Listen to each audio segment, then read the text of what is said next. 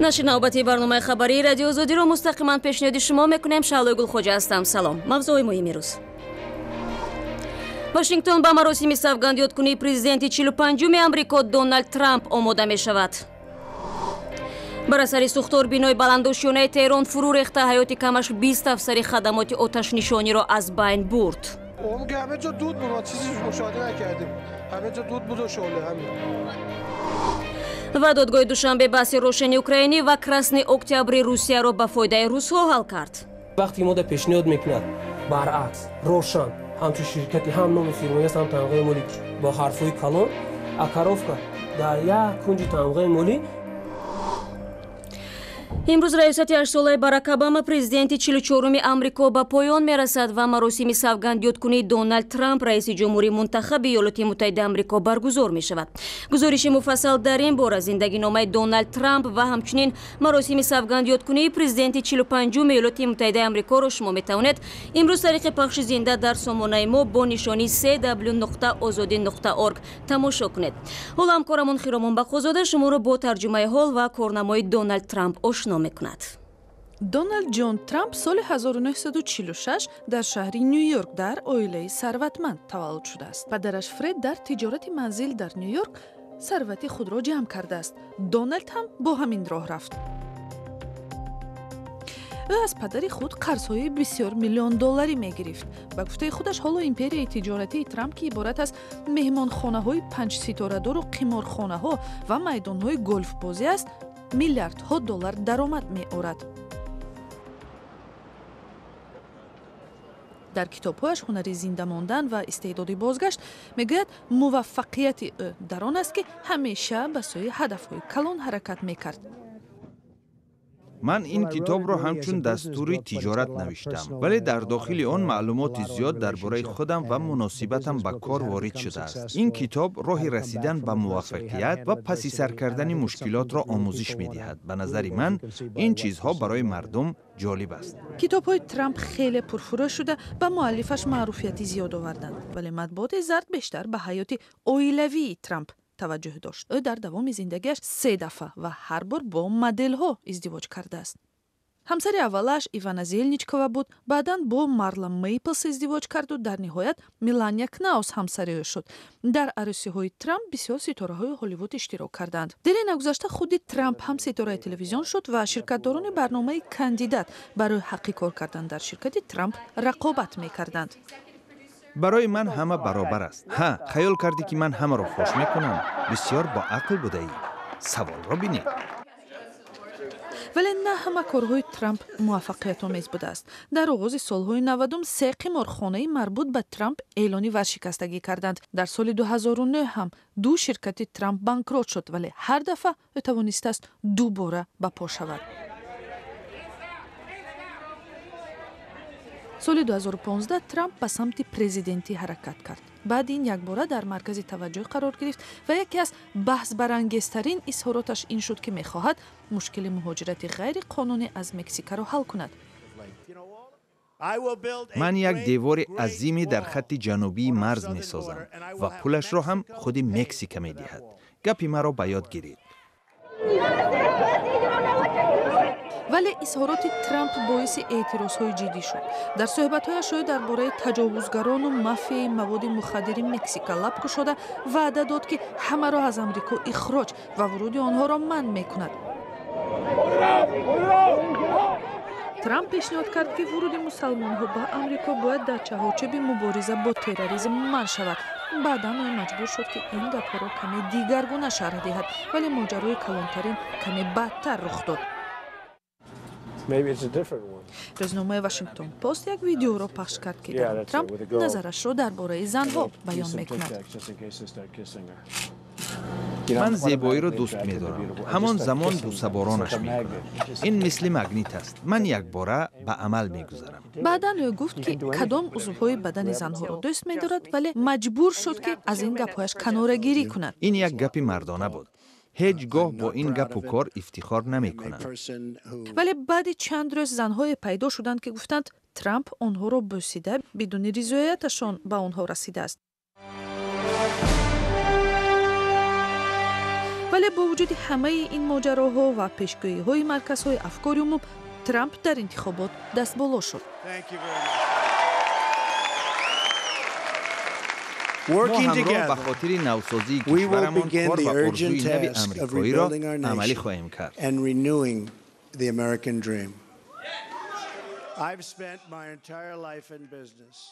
ولی باز هم ماجراها اطراف نام او کم نشد. ساختارهای اکتشافی امریکا گفتند که در پشت حمله‌های کامپیوتری به صنعت‌های الکترونی حزب دموکرات مخالف ترامپ روسیه قرار دارد. گزارش‌های پخش شد که گویا کرملین در نسبت ترامپ مواد آبروریزنده دارد.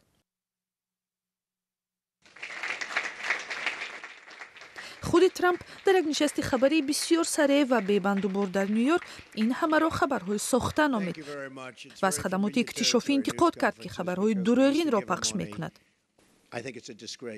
این یک شرمندگی است چون این کارها در آلمان ناتسیستی میتوانست روی دهد.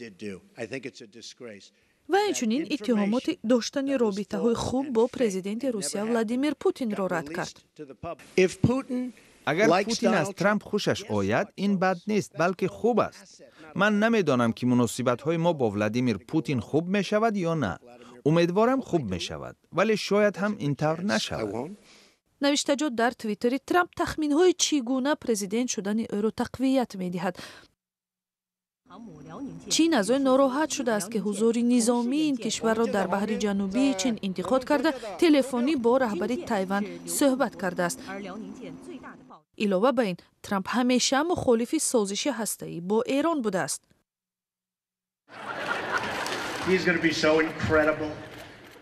ترامپ میگه صحیفه‌اش در توییتر را بستنی نیست ولی از این به بعد جهانیان باید به کارهای او به‌گذاری کنند.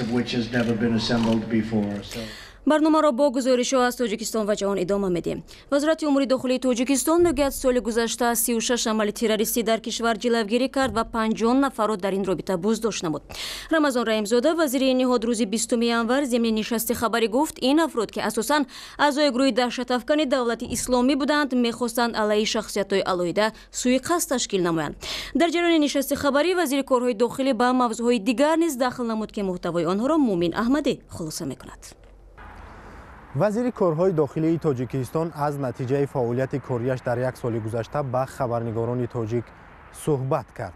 رمضان رحیمزاده وزیر کارهای داخلی تاجیکستان ضمن برگزاری نشست مطبوعاتی گفت در یک سال گذشته در تاجیکستان سطح جنایتکاری بالا رفته است. از جمله در سالی که سپری شد بیش از 21000 جنایت‌های گوناگون ثبت شده است که در قیاس با سال گذشته بیش از 100 جنایت بیشتر بوده است. در نتیجه گذرانده چارابینی‌های اپراتیو جستجویی و عملیات‌های مخصوص 34 گروه جنایتکاری دارای خصوصیت متشکلانه با اعضایی 169 نفر معین و دستگیر شده است. همزمان 1367 جنایت دارای خصوصیت تروریستی و اکستریمیستی آشکار کرده شده. در نتیجه زیاده از 400 اعضای تشکیلاتی اکستریمیستی و تروریستی دستگیر گردیده و جوابگری جنایتی کشیده شده است. رمضان رحیمزاده اینچنین ذکر کرد که در سالی که گذشت گروه‌های تروریستی از جمله پیروان گروه ممنوع دولت اسلامی تلاش داشتند تا در تاجیکستان حمله‌های تروریستی انجام دهند، اما با گفته او با تلاش‌های کارمندان پلیس و دیگر نهادهای امنیتی این گروه‌ها خنثی شدند. اینچنین در نتیجه چاره‌جویی یکجای مقامات‌های قدرتی حفظی حقوق 36 حالت سوءقصد به عمل تروریستی و قصد کشتار شخصان علاهیده در شهر و ناحیه‌های جمهوری پیشگیری و وابسته به این عمل‌ها زیاده از 50 نفر اعضای گروه تروریستی و اکستریمیستی دستگیر شده است. وزیر کارهای داخلی تاجیکستان گفت تلاش‌هایشان جهت جلوگیری از پیوستن جوانان تاجیک به گروه‌های ممنوع مثل گروه ممنوع دولت اسلامی نتیجه داده است. او گفت در سال گذشته مقدار خیلی کمی جوانان تنها 40 نفر به گروه ممنوع دولت اسلامی پیوسته و 22 نفر از منطقه‌های تحت نظارت گروه دولت اسلامی به وطن برگشتند. اساساً کی می‌رود؟ شخصی که یگم معلومات ندارد، بی‌سواد است، جای کار نمی‌دارد، موقع خود را در جامعه که معین نکرده است، بعد می‌افتند. همینوان. و بعضا مردم کار کردیم من کارهای پروفیلاکتیکی مردمی که برگشت اومد اینا را ما فهمیدیم با مردم همکاری کردن. اینو فهمیدن با مردم که این دولت اسلامی دولت جنایتی است، دولت جنایتکار است. فهمیدن مردم بسیار فهمیدن. در مورد پناهنده شدن قسمی از شهروندان تاجیکستان در کشورهای غربی هم در این نشست ذکر شد، اما رمضان رحیمزاده گفت اکثر آنهایی که به کشورهای غربی و امریکا پناهنده شدند در تاجیکستان تحت پایگرد قرار ندارند و نسبت به آنها هیچ فشاری وجود ندارد و آنها می توانند دوباره به وطن خود برگردند. بسیاری اونایی که عرض کردن و خواهش کردن درخواست کردن برای پناهجوینده در کوفتکو قرار ندارند و ای پیش خود رفته هست ولایتی که همین رفته ای پیش خود گویا که در تاجیکستان در کوفتکو نیست. بسیاری اونها یادآور می‌شویم که شب 3 ینور در محله 104 شهر دوشنبه میان دو گروه جوانان زنازنی رخ داده بود که در پی آن 2 نفر هلاک شد. وزیر کارهای داخلی با توضیح و سبب رخ دادن این حادثه گفت در اکثر موارد والدین مکتب گناهکار بوده، اینچنین برای جلوگیری نکردن از این حادثه ها در 55% کارمندان میلیسا نیز گناهکارند. 13 نفر دستگیر شده است، جدا از 500 نفر برای کارهای پروفیلاکتیکی با شعبه ساختارهای کارهای داخلی دستگیر شدند. در قید گذاشتیم همه شخصان گناهکار دستگیر شده که 2 نفر دیگر در کوفتکو است. معمولا در تاجیکستان در یک سال با اشتراک خبرنگاران 2 مرتبه نشست‌های مطبوعاتی برگزار می شود و وزیران و رئیسان شهر و نواحی در این نشست‌های مطبوعاتی به سوال خبرنگاران پاسخ می‌گویند. حالا رو می‌آوریم به تهران. در این کشور گروه‌های نجات سعی دارند از زیر خرابه‌های بینای بی‌سرشانه افسران خدمات سوختار نشانی را پیدا کنند. صبح پنجشنبه هنگام خاموش نمودن سوختار بینای 17 طبقگی فرو ریخت. اداره شهرداری تهران فوت 20 نفر و جراحت 70 کس دیگر را تصدیق کرد. حادثه را همکارمان سوجیده میرزا پیگیری نمود. سربازان و کارمندان پلیس ایران جستجوی افسران خدمات سوختار نشانی را در ویرانه‌های بینای سر آشیانه پلاسکو ادامه می‌دهند. تا حال سرنوشت کمش 30 نفر روشن نیست. طبیبان حدوداً به 45 افسر مجروح خدمات سوختار نشانی کمک رسانیدند. تلویزیون دولتی ایران میگوید که سوختار در بینای 17 آشیانه ساعت 8 صبح 19 ینور آغاز یافت و تخمیناً بعد 3 ساعت فرونشانی سوختار بینا فرو ریخت. 10 افسر سوختار نشانی در زیر آوار ماندند. شام پنجشنبه شهرداری تهران باقر قالباف فوت 20 نفر و مجروح شدن 70 نفر را تصدیق کرد. او گفت که احتمال شمار قربانی ها بیشتر باشد. بینای پلاسکو در ابتدای سالهای 60 قرن گذشته بنیاد یافته زمان بلندترین بینای پایتخت ایران بود. سرمایه گذاری این بنا حبیب الله القانیانی یهودی تبار از تاجران معروف ساحه تولید مواد پلاستیکی بود. او را در سالهای انقلاب اسلامی ایران اعدام کردند. تا روزی سوختار در پلاسکو تخمیناً 500 فروشگاه، کارگاه‌های نساجی و لباسدوزی و انبارها جایگیر بودند. صبح ساعت 8 به بعد آتش سوزی که پله بود شروع شده بود، باعث شد که کمکش شلوغش و این آتش سوزی طبقه 9 تا به بالا بودش. اون که همه جا دود بود، ما چیزی مشاهده نکردیم، همه جا دود بود و شعله همین. طبق اطلاع پیشکی سوختار در نتیجه به هم خوردن ناقل‌های برق به عمل آمده است. به نوشته خبرگزاری‌های ایرانی بینای مذکور در گذشته هم سوختارها را از سر گذرانیده است. نماینده خدمات آتش نشانی تهران میگوید اجاره گیرندگان بنا چندین بار هشدار گرفتند که وضع پلاسکو خوب نیست. مقامات ایران ساکنان بناهای نزد پلاسکو و سفارت‌های خارجی کنار آن را به جای امن انتقال دادند. پرزیدنت ایران حسن روحانی تحقیق حادثه را طلب کرده است.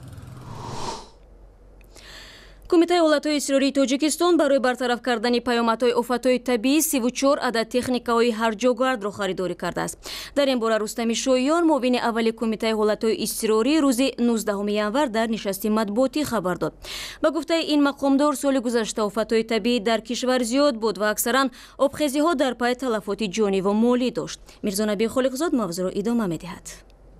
در سال 2016 بر اثر حالتهای فوق‌العاده 138 نفر شهروندان تاجیکستان فوت دیدند که از این تنها 50 نفر جوانان سن تا 17 ساله می باشد و 80 نفر دیگری آنها از 17 به بالا بوده است. در این باره کمیته حالتهای فوق‌العاده و مدافع گرجدانی نزد حکومت جمهوری تاجیکستان اطلاع داد. امسال هم در جمهوری تاجیکستان حالتهای فوق‌العاده زیاد به قید گرفته شدند. در نتیجه آفت‌های طبیعی امساله که ما به قید گرفتیم 20 نفر شهروندان جمهوری تاجیکستان به هلاکت رسیدند. اینچنین 118 نفر دیگر با سبب‌های обозӣ ва дар ҳолати мастӣ будан инчунин бар асари саламоҳои нақлиётӣ ғарқ шуданд.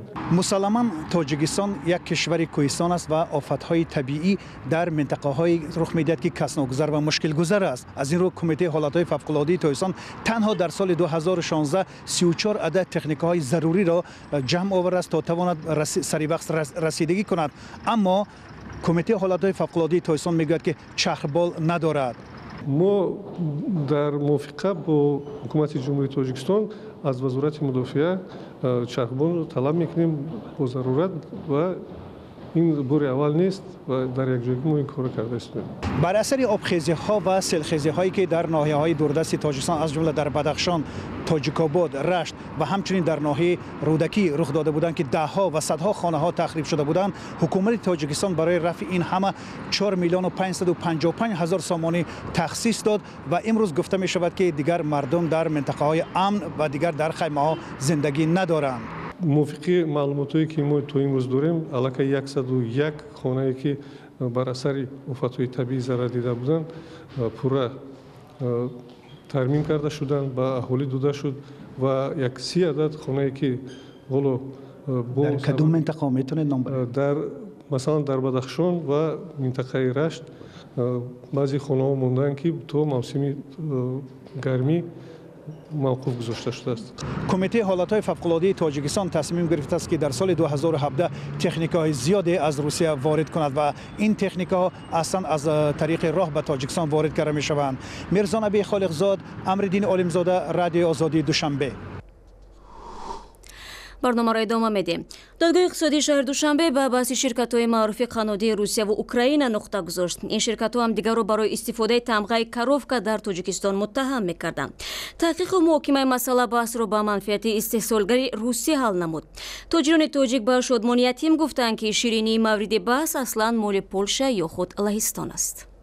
Ширкати кандидатские корпорации Рошен ҷумҳурии Украина нисбати маркази миллии патенту иттилоотӣ баҳси патент ё мансубияти бренди қанди маъруфи навъи коровка ки давоми ним сол байни ширкати украинии Рошен ва русии Красный Октябр дар Душанбе идома дошт, бо қарори додгоҳи олии иқтисодӣ ба фоидаи ширкати русӣ ҳал шудааст. Таърихи ин баҳс ин аст ки Маркази миллии патент ва иттилооти Вазорати рушди иқтисоди Ҷумҳурии Тоҷикистон тамғаи коровкаро ба исми ширкати Красный Октябр ба қайд мегирад. Соли 2011 ширкати Рошен ки ба президенти Украина Петро Порошенко тааллуқ дорад, тамғаи худ Рошен коровкаро дар ин марказ сабти ном мекунад. тобистони соли 2016 ҳуқуқшиносони Красный Октябр ба марказ муроҷиат намуда ширкати Рошенро бо суистифода аз бренди худ гунаҳгор медонанд. Ба гуфтаи онҳо Рошен бар хилофи шаҳодатномаи худ дар бастаҳои шириниҳо коровкаро бо ҳарфҳои бузург ва